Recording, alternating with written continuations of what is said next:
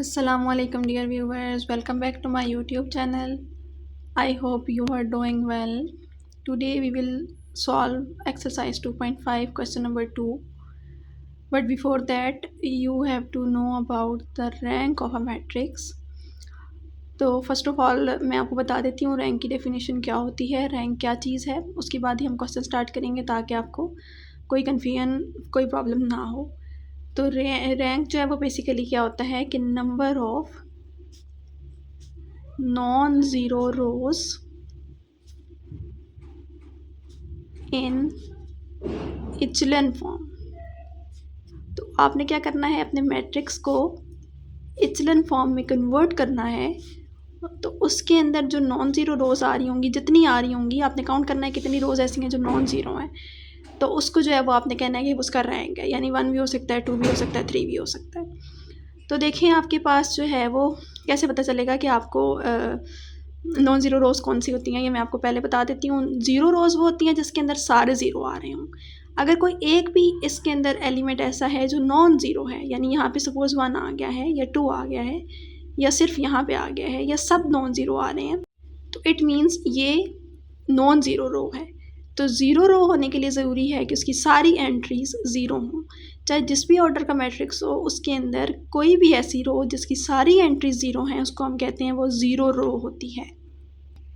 जैसे आप यहाँ पे देख सकते हैं कि हमने प्रीवियस लेक्चर में क्वेश्चन किया था, इसमें हमारे पास एक रो ऐसी है जो नॉन ज़ीरो है और 2 ऐसी हैं जो ज़ीरो रोज़ है।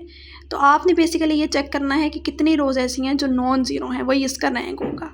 तो अगर इस स्पेसिफिक एग्जाम्पल की बात की जाए तो इसका रैंक 1 है, क्योंकि 1 रो नॉन ज़ीरो है। आई होप अब आपको कोई कन्फ्यूजन नहीं होगी, रैंक की समझ आ गई होगी। तो चलिए अब क्वेश्चन स्टार्ट कर लेते हैं। क्वेश्चन में क्या करना है, find the rank of the following. Rank आपने फाइंड करना है मैट्रिसेस का।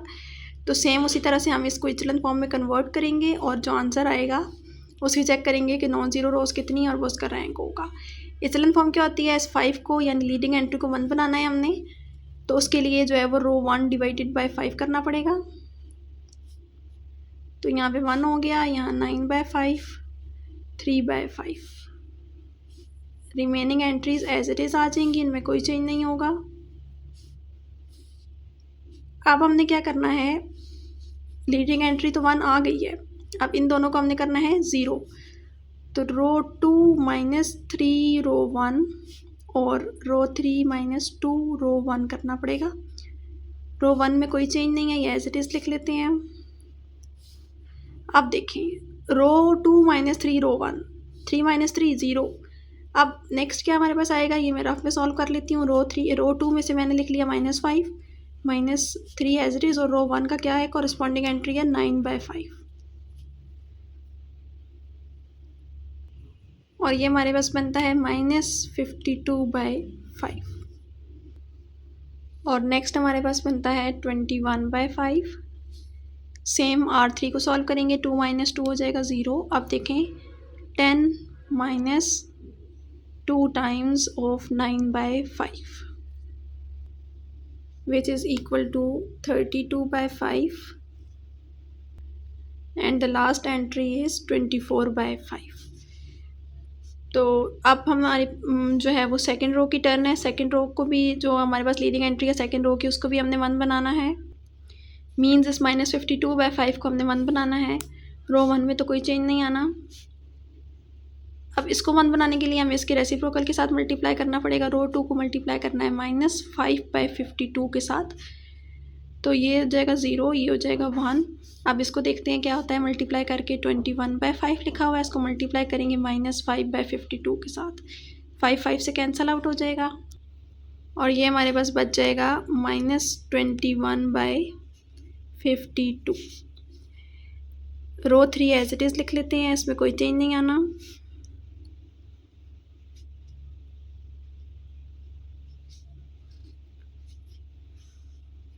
अब नेक्स्ट स्टेप में हम लोगों ने क्या करना है, ये लीडिंग एंट्री तो 1 बन गई है। अब इसके नीचे ये जो 32/5 है इसको हमने करना है 0। रो 1 में कोई चेंज नहीं आना, रो 2 में भी कोई चेंज नहीं आना, और रो 3 में चेंज आएगा बेसिकली, तो वो हम लिख लेते हैं। क्या हम ऑपरेशन अप्लाई कर रहे हैं, रो 3 में से माइनस कर रहे हैं 32/5 ऑफ रो 2, तो ये तो हो जाएगा 0, ये भी हो जाएगा 0। And the last one is 96/13। और रैंक हमारे पास होता है नंबर ऑफ़ नॉन ज़ीरो रोज़, तो इसके अंदर तो कोई भी ज़ीरो रो नहीं आ रही है, तीनों रोज़ ही नॉन ज़ीरो हैं। इट मीन्स इसका रैंक आ जाएगा 3। जी, तो ये हमारे पास पार्ट नंबर 2 है। इसमें भी हमने इसको इचलन फॉर्म में कन्वर्ट करना है, देन हम इसका रैंक फाइंड आउट कर सकते हैं।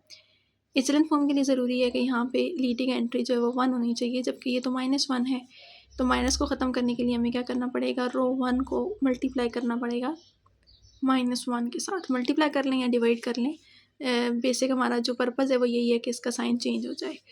तो 1 का समान जो है वो प्लस हो जाएगा, 2 भी प्लस हो जाएगा और 3 माइनस के साइन के साथ आ जाएगा। रो 2 और रो 3 हम एज इट इज़ लिख लेंगे। अब हमने इस -1 और इस -5 इन दोनों को ज़ीरो बनाना है, तो इसके लिए हम रो 1 की हेल्प लेंगे, यानी कि इस 1 की हेल्प लेंगे। तो इसके लिए हमें क्या करना है, रो 2 प्लस रो 1 करना है, क्योंकि -1 + 1 होगा तो ज़ीरो हो जाएगा। और रो 3 के लिए +5 रो 1 करना है, क्योंकि -5 + 5 ज़ीरो हो जाएगा। तो यहाँ पे आ जाएगा हमारे पास ज़ीरो। सिंपल हमने इन दोनों को ऐड करना है, 2 + 2 हो जाएगा 4 और -1 - 3 हो जाएगा -4। और इसी तरह से नेक्स्ट क्या है, -5 + 5 ये तो हो जाएगा 0। 2 + 5 2 ज़र 10, 2 + 10 क्या हो जाएगा 12 एंड 3 - 15 हो जाएगा, जो कि हो जाएगा -12। उसके बाद हम लोगों ने करना है, ये जो सेकंड रो है उसकी हम लोगों ने लीडिंग एंट्री यानी 4 जो है इसको 1 बनाना है। तो उसके लिए हम क्या करेंगे, R2 / 4। रो 1 और रो 3 में कोई चेंज नहीं है, ये एज इट इज़ आ जाएंगे। और यहाँ पे हमारे पास बन जाएगा 1 और यहाँ पे बन जाएगा -1।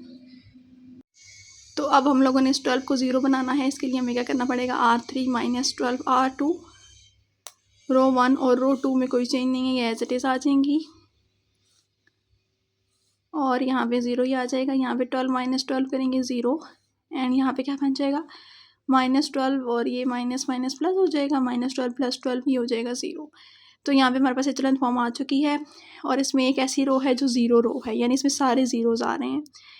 तो इट मीन्स कि हमारे पास रैंक क्या होता है, नंबर ऑफ़ नॉन ज़ीरो रोज़। तो नॉन ज़ीरो कितनी है, 1 2, तो इसका रैंक आ जाएगा 2। यहाँ पे हमारा सेकंड पार्ट कंप्लीट हो चुका है। नेक्स्ट हमारे पास है पार्ट नंबर 3। इसको भी हमने पहले इचलन फॉर्म में रिड्यूस करना है। तो उसके लिए हमें क्या करना पड़ेगा, रो ऑपरेशन हम अप्लाई करेंगे। लीडिंग एंट्री को हमने 1 बनाना है, जबकि यहाँ पे ये 3 है, तो इसलिए हमने क्या करना है, R1 / 3। रो 2 और रो 3 में कोई चेंज नहीं है, ये एज इट इज़ लिख लेंगे। और यहाँ पे आ जाएगा 1, यहाँ पे आ जाएगा 2/3 और यहाँ पे आ जाएगा 4/3। अब हम लोगों ने इस 1 के नीचे जो भी हमारे पास कॉलम में आ रहे हैं, 2 और 4, इन दोनों को 0 बनाना है। 2 के लिए हम क्या करेंगे, R2 - 2 R1 और 3 के लिए क्या करेंगे, R3 - 4 R1। R1 में कोई चेंज नहीं है, ये एज इट इज़ आ जाएगा। अब देखिए 2 - 2 हो जाएगा 0। अब देखें यहाँ पे मैं रफ वर्क में सॉल्व कर लेती हूँ थोड़ा सा। R2 मेरे पास क्या है, 1 - 2 × 2/3 और ये आ जाएगा -1/3। सेम यहाँ पे क्या है, 6 - 2 × 4/3 और ये आ जाएगा 10/3। सेम यहाँ पे हो जाएगा 0। नेक्स्ट हमारे पास रफ वर्क में सॉल्व कर लेते हैं। ये हमारे पास R3 - 4 R1 है। R3 की एंट्री है जी यहाँ -1 और -4 × R1 क्या है, 2/3 और ये आ जाएगा -11/3। और नेक्स्ट हमारे पास क्या है, 0 - 4 × 4/3 और ये सिंपल आ जाएगा -16/3। नेक्स्ट हम लोगों ने क्या करना है, इस -1/3 को भी 1 बनाना है, तो उसके लिए हमें -3 के साथ मल्टीप्लाई करना पड़ेगा रो 2 को। तो रो 2 × -3 कर देंगे रो 1 और रो 3 में कोई चेंज नहीं है, ये मैंने एज इट इज़ लिख ली। और यहाँ पे हो जाएगा 0, यहाँ पे हो जाएगा 1 और यहाँ जब -3 के साथ मल्टीप्लाई होगा तो -10 आ जाएगा। अब हम लोगों ने इसको भी 0 बनाना है, -11/3 को। तो इसके लिए हमें क्या करना पड़ेगा, रो 3 प्लस 11/3 रो 2। और ये स्टेप मैं कर चुकी हूँ। यहाँ पे मैंने रो 1 और रो 2 एज इट इज़ लिख ली। रो 3 में जो हमारे पास चेंज आएगा, पहली 2 एंट्रीज तो 0 हो जाएंगी और लास्ट एंट्री हमारे पास बनती है -126/3। अब हमने 126/3 को 1 बनाना है, तो इसके लिए हमें क्या करना पड़ेगा, रो 3 को हम इस नंबर के रेसिप्रोकल के साथ मल्टीप्लाई कर देंगे, यानी रो 3 मल्टीप्लाई बाय -3/126। रो 1 और रो 2 में कोई चेंज नहीं है, ये एज इट इज़ आ जाएंगी। और यहाँ पे हमारे पास आ जाएगा 1। तो ये हमारे पास इचेलन फॉर्म बन गई और इसमें तीनों रोज नॉन ज़ीरो हैं। इट मीन्स रैंक हमारे पास आ जाएगा 3। और ये हमारे पास क्वेश्चन नंबर 2 का लास्ट पार्ट आ चुका है। इसमें भी हम रो ऑपरेशन अप्लाई करेंगे। ये आपको नज़र आ रहा है कि ये स्क्वायर मैट्रिक्स नहीं है, लेकिन इसके अंदर भी 3 रोज़ ही हैं, तो हमने सेम ही जो ऑपरेशन है वो अप्लाई करने हैं। फर्स्ट रो की लीडिंग एंट्री 1 ऑलरेडी एग्जिस्ट कर रही है, इन दोनों को हमने बनाना है 0। इसके लिए हम क्या करेंगे, R2 - 2R1 और R3 - R1 कर देंगे। R1 में कोई चेंज नहीं है, ये एज इट इज़ आ गया, यहाँ पे हो गया 0। और ये क्या बनेगा, 9 - 6 3 बन जाएगा। और R3 - R1 है, 1 - 1 हो गया 0 और 6 - 3 3 हो गया। अब इसके बाद हमने क्या करना है, सेकेंड रो की लीडिंग एंट्री ये यानी 3 को हमने बनाना है 1, तो R2 डिवाइडेड बाय 3 करना पड़ेगा, 0 1 और ये 0 3 एज इट इज़ रह जाएगा। उसके बाद हमने इस 3 को बनाना है 0, तो हमें क्या करना पड़ेगा, R3 - 3 times of R2। R1 में कोई चेंज नहीं है, ये 0 और ये भी 0 बन जाएगा। अब आप देख सकते हैं कि ये इसकी दोनों रो 0, दोनों एंट्री 0 हैं। इट मीन्स इसकी 1 रो 0 हो चुकी है। तो रैंक हमारे पास होता है नंबर ऑफ़ नॉन ज़ीरो रोज़, और नॉन ज़ीरो रोज़ कितनी है, 1 और 2। तो इसका रैंक भी आ गया है 2। तो आई होप आपको यहाँ तक कोई कन्फ्यूजन नहीं होगी। हम यहाँ पे अपना लेक्चर आज का एंड कर देते हैं।